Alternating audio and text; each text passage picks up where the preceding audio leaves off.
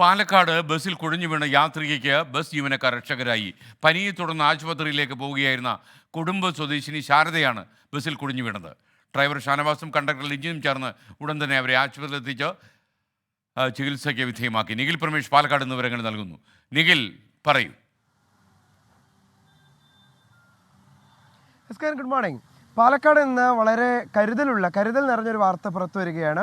Bus ജീവനക്കാരെ കുറിച്ച് ഒരുപാട് പരാതികളൊക്കെ നമ്മൾ സ്ഥിരമായി കേൾക്കാറുണ്ട്. എന്നാൽ എല്ലാവരും അങ്ങനെയല്ല എന്ന് വ്യക്തമാക്കുകയാണ് ഈ അനുഭവം. ഇന്നലെയാണ് ഈ സംഭവം ഉണ്ടാകുന്നത്. കുടുംബ സ്വദേശിനിയായിട്ടുള്ള 54-കാരി ശാരദ, അവർ നല്ല പനി അനുഭവപ്പെട്ടതിനെ തുടർന്ന് പാലക്കാട് ജില്ലാ ആശുപത്രിയിലേക്ക് പോവുകയായിരുന്നു. എന്നാൽ ഈ മൈതാന ഭാഗത്ത്, സ്റ്റേഡിയത്തിൻ്റെ ഭാഗത്തൊക്കെ എത്തിയപ്പോഴേക്കും തന്നെ അവർക്ക് ദേഹാസ്വാസ്ഥ്യം അനുഭവപ്പെടുകയും അവർ ബസ്സിനകത്ത് കുഴഞ്ഞു വീഴുകയുമായിരുന്നു.